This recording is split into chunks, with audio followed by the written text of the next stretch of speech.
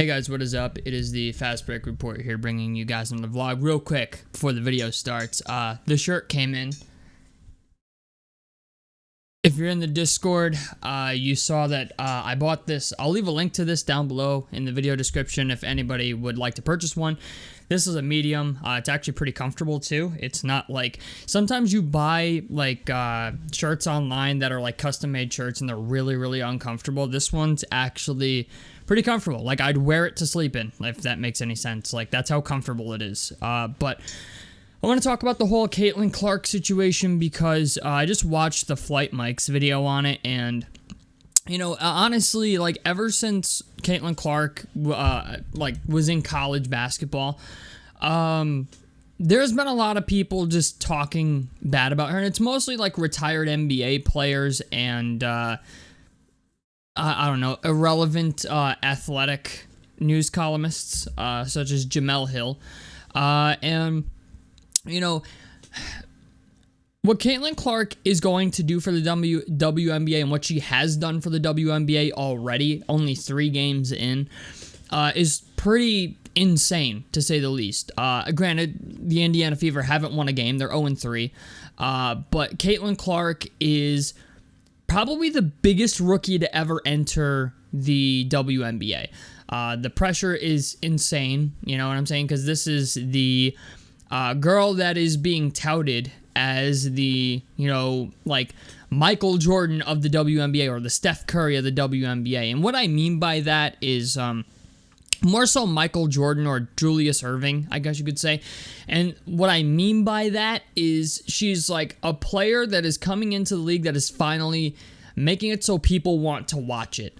You know, back in the 80s and 90s, nobody really took an interest into basketball until Julius Erving and Michael Jordan really came onto the scene. Every time a sport gets like a really talented player, it increases interest in the sport. You know what I'm saying? First there was Julius Erving, right? Or I guess you could say first it was like Wilt Chamberlain and Bill Russell and all these people, right? Then, you know, you had Oscar Robertson. But the thing is, like, the WNBA has never really had a talent like a Larry Bird or a Magic Johnson or a Michael Jordan. Like, somebody that, like, is so good at the sport that you feel compelled to watch it. You know, you had Larry Bird. Like, there was Michael Jordan, and there was Magic, then there was Larry Bird, right? Like, you know, that really, the 80s really set the NBA off. And now the WNBA is finally getting their first player that it's like, she broke Pete Maravich's college scoring record. Like, I don't think people realize how crazy of a feat that is. But just the idea, ever since she's gotten into the WNBA, she's been taking these insanely hard fouls. You know, people have been pretty much saying that, like, oh, she's only in this position because she's white or because she's straight and good at basketball. But the thing is, like, most sports leagues are predominantly black. Like, the WNBA is 70% black. So what fucking advantage is she getting going to the WNBA? Like, everyone say, oh, I think there was a clip in Mike's video where they're talking about, somebody from The View was talking about how she thinks pretty privilege is a thing and white privilege is a thing and tall privilege is a thing. Caitlin Clark's not, I mean, you know, with all due respect, okay? Caitlin Clark is not exactly in my book of definition as far as pretty. Like, Kelsey Plum looks better than her, you know, and I can't fucking stand Kelsey Plum.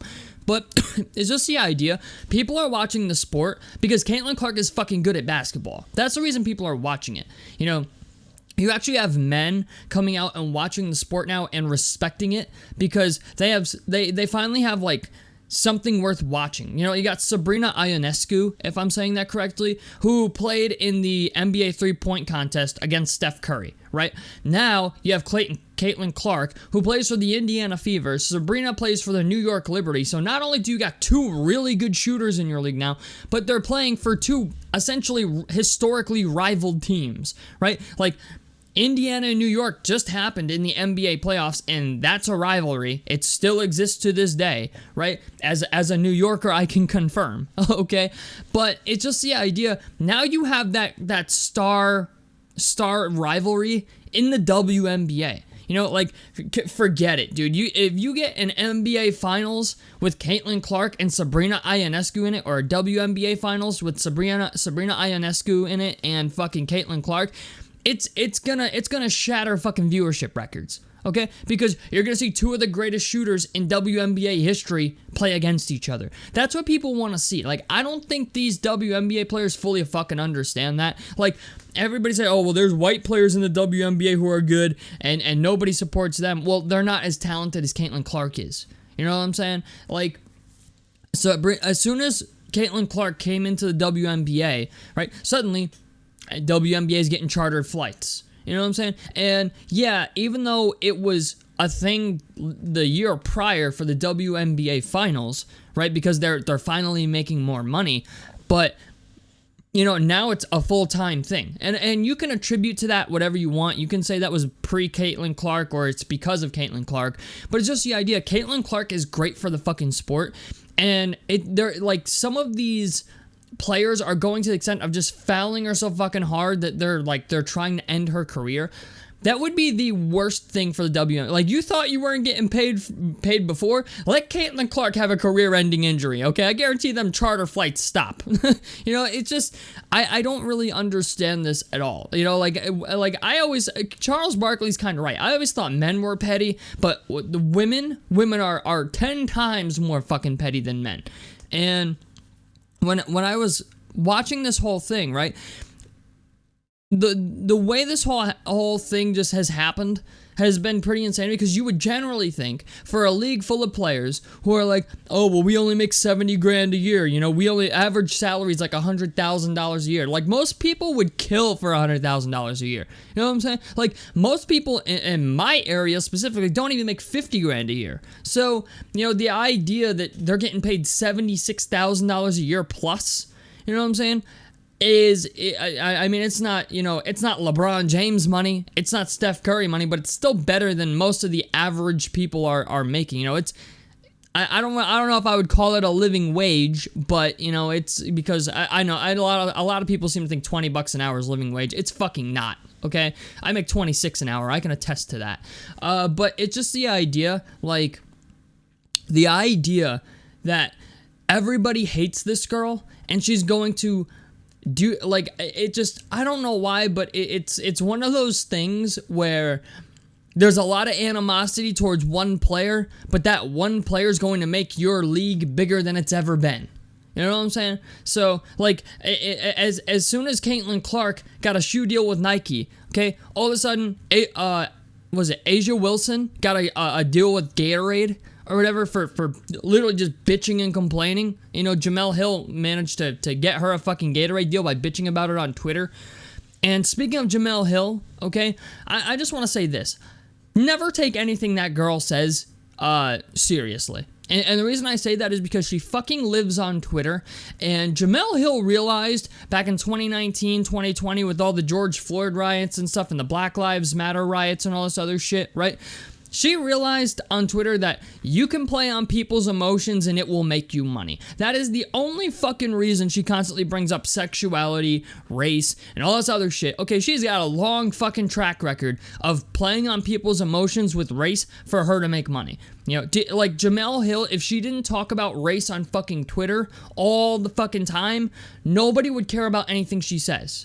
Yeah, I mean, she works for The Atlantic, but it's just the idea. She is somebody who was essentially a nobody until she started playing on people's emotions on Twitter. Until she started using her platform to be a race grifter and make everything about race and sexuality. So that's why I don't take anything she says seriously. And The View does the same thing. The View does the same thing with politics. They play identity politics more than probably any other talk show on TV. So it's just the idea, you know what? Caitlin Clark is, like, I've never watched I watched Caitlin Clark's first WNBA game. I haven't watched a WNBA game since, I don't know, probably summer of 2008, I think, when I was home alone and over the summer, women's basketball was on. It was the only basketball that was on TV. I would sit in my living room and watch it on ESPN because there was nothing else to watch, and that shit was over as soon as NBA Summer League started. So the idea that I kind of give a shit about, you know, women's professional basketball, the WNBA, says a lot to, you know, how much Caitlin Clark is doing for that sport already. And I think I said this in a previous video. That $76,000 Caitlin Clark is making is like fucking beer money for her at this point. She got a $20 million deal with Nike. I've seen her in Allstate commercials already. She's already all over, commercials and all this other stuff. Like, people don't understand. Caitlin Clark is going to be the face of the WNBA. Like, whether they like it or not, this girl is going to be the face of the WNBA one day. And I honestly, I wouldn't be surprised if it's within the next 2 to 3 years. Like, once she gets, familiar with the WNBA after a rookie year, by her 3rd year in the league, she's going to be fucking everywhere. And if you don't like it now, you're really not going to like it then. So, all I'm saying is I think what she's doing for the sport is huge. And not only that, but like a lot of young girls coming up and, learning the sport of basketball and stuff like that are going to be watching her. You know what I'm saying? She's not only is Caitlin Clark going to bring eyes to the WNBA that normally wouldn't be there, more than have ever been there before. It's going to increase the talent that comes to the NBA in the future. At one point in the future, I don't know how long in the future, but in the future, okay, the WNBA will be a successful league one day. And it's going to be because of someone like Caitlin Clark or Sabrina Ionescu, okay? Caitlin Clark, I get it. There's a lot to her game that needs to be improved, but Caitlin Clark is a great fucking shooter. And, I know it's crazy that like, somebody whose main skill set is essentially shooting. She can put the ball on the floor a little bit. I mean, she's, about point guard height, you know what I'm saying? But it's just the idea, the WNBA needs Caitlin Clark as much as they hate her. And, and the idea that she plays for the Indiana Fever is cool because I get to cover it as well because, I originally had no interest in women's college basketball, but the idea that Caitlin Clark got drafted to the Indiana Fever and, I think Caitlin Clark's, I would have watched Caitlin Clark regardless of what team she went to, but the idea that I'm a Indiana Pacers fan. I mostly talk about the Pacers. The idea that she plays for Indiana's women's team is great for me as well. So not only is Caitlin Clark helping out the WNBA, she's helping me out as well. So all I'm saying is I think the hate towards her is pretty fucking ridiculous. It feels like a bunch of people just trying to get validation for their biases.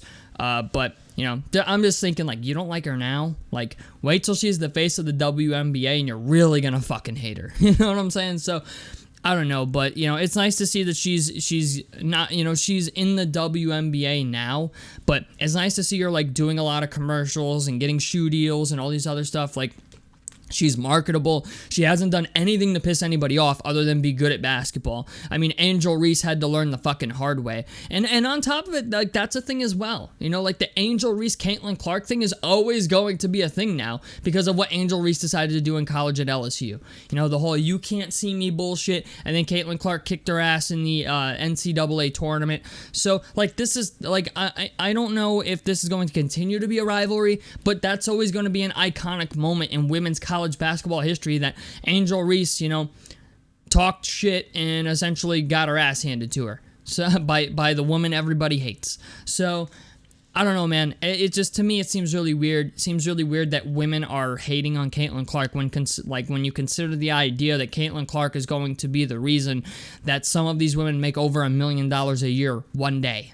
When right now it's like only $100,000 a year, and that's like for good players. You know what I'm saying? I don't think anybody in the WNBA is making much more than $250,000. When it comes in the future that girl like Caitlin Clark is making it so the WNBA is got eyes on it and there's more money going to it, and suddenly these people who are bitching and complaining that they don't have charter flights are now making $1 million a year.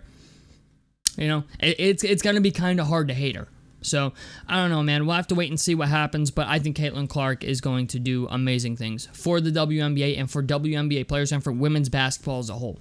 So, tell me what you guys think about this down below in the comment section below. Like helps me out. Subscribe if you guys want to see more on the Fast Break Report. And I'm out of this motherfucker. Peace, guys.